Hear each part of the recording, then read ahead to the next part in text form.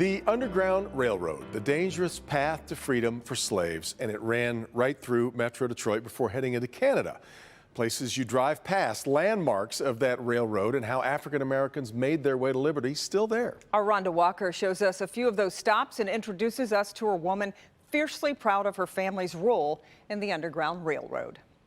Detroit was pivotal as a gateway to freedom for over 50,000 slaves. But what you may not know is the role that prominent Black Detroit leaders played. They were known as conductors. They risked their lives, they risked their freedom to smuggle fugitive slaves to Detroit, across the Detroit River, and into Canada to freedom. William Lambert was a prominent Detroit conductor and an unsung hero. His work was the roots of the first Black Episcopal Church, St. Matthew's in Detroit, the NAACP, Black Greek fraternal organizations, and starting the first schools to educate Black Detroit children. Author and family historian Christina Napier, born here in Detroit, is William Lambert's great-granddaughter, 3 times removed. One of the second wealthiest Black men in the state of Michigan at the time, purchased 40 false bottom wagons to help transport people between 1829 and 1862. They were always being looked for or hunted. He prepared a speech that he spoke before the Michigan legislature for freedoms for Black men, for the right to vote. To take the word white out of the state's constitution. He was that powerful. He spoke those words 100 years before the civil rights movement of the 1960s. Fills me with so much pride. Physically hide slaves in his own home. That once stood near downtown at the corner of Larned and St. Aubin. Sadly, thieves stole the historic marker.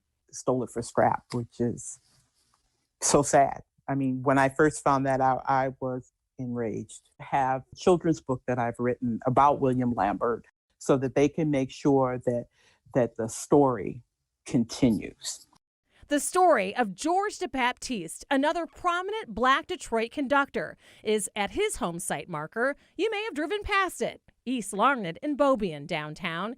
He had the means to purchase a steamboat to smuggle countless slaves to Canada. DeBaptiste pointing towards Windsor on the riverfront Gateway to Freedom sculpture in Hart Plaza. Did you know? Directly across on the Windsor side, there is the Tower of Freedom sculpture. The first stop for food, clothes, and shelter on the Canadian side, the home of John Freeman Walls. He escaped to freedom on the Underground Railroad and built this log cabin. My great-grandmother was born in a log cabin. And when she turned 100, the Canadian government turned it into a historic site. The family maintains as a museum for tours. Its chapel named after Rosa Parks. Rosa Parks used to go there to visit, and she said that was where she felt the most at home. We often talk about the ties that bind in the African American community.